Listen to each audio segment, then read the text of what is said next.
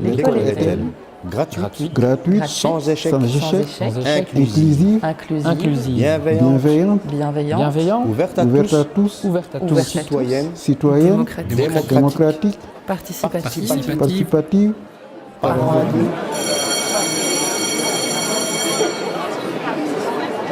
Bien, bonjour à tous. Je pense qu'il serait intéressant de favoriser la création d'associations de parents au sein des établissements scolaires de la Fédération Wallonie-Bruxelles. Je pense qu'actuellement, il n'y en a pas assez au sein des écoles et que pourtant ces lieux sont importants et intéressants parce qu'ils se veulent des lieux d'échange constructif et des lieux de relais entre les enseignants, les parents, la direction, etc. et qu'ils peuvent faire remonter tout un tas d'idées très, très intéressantes qui peuvent améliorer la vie de l'enfant au sein de l'établissement et que donc il serait bon que la Fédération Wallonie-Bruxelles incite cette création d'associations via aussi bien des moyens législatifs ou financiers, des subventions, que sais-je, mais vraiment encourager la création de ces lieux d'échange d'idées constructives, toujours dans l'intérêt de l'enfant et de sa vie à l'école. Alors bonjour, voilà, mes questions portent sur le décret de 2009 où il est indiqué que les directeurs d'école sont tenus d'organiser une réunion avant le 1er novembre afin d'informer tous les parents de la possibilité de créer une association de parents ou d'expliquer que celle-ci existe et quel est son fonctionnement, les conseils de participation, etc. Or, dans plusieurs écoles, des directeurs ne font pas ce genre de réunion et principalement dans la ville de Liège. Alors, voilà, est-ce qu'il serait possible d'y porter attention et peut-être de faire en sorte que elle se fasse. Ça pourrait être bien d'avoir, je sais pas moi, 3 matinées par an pour pouvoir faire des démarches pour l'association et que tout ce qui est niveau boulot soit qu'on reste payé, je vais dire normalement, mais qu'on puisse avoir une matinée pour faire des démarches.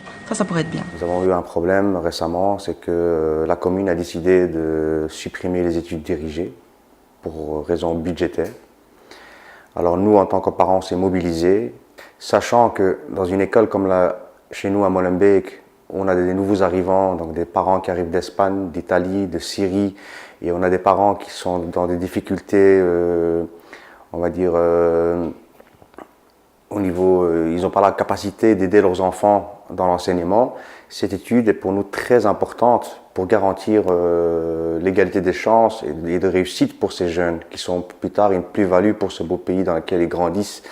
Et c'est pour ça que nous, en tant que parents, on continue à se mobiliser pour demander plus de moyens et plus de soutien à ces enfants, pour garantir l'égalité des chances. Malheureusement, la commune rejette souvent la faute sur d'autres responsables. Et quand on s'adresse à d'autres responsables, ils nous renvoient en bas et on est un peu comme des balles de ping-pong avec qui on joue. Aujourd'hui, la question qu'on se pose, c'est y a-t-il un pilote dans l'avion de l'enseignement ? Je pense que la fonction de délégué d'élèves à l'école est une bonne idée sur le principe, mais qu'actuellement elle est très mal exploitée, ce qui fait que les délégués ne servent que de facteurs, ainsi que de façade pour dire « regardez, on met les élèves en avant ».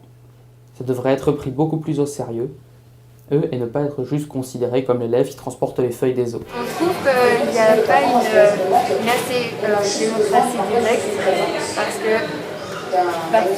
parce que malgré qu'il y ait des élections de délégués, les élèves ne sont jamais directement participatifs et n'ont jamais leur mot à dire. On a déjà essayé dans notre école d'instrumenterie par exemple et ça n'a jamais été fait malgré nos efforts constants. Donc on aimerait un peu plus de démocratie directe. On aimerait bien aussi qu'il y ait comme ça un groupe dans l'école et qui fait plein d'idées pour que l'école soit meilleure et plein d'activités par exemple. Quand Halloween, une soirée Halloween. L'école est-elle? Parents adultes.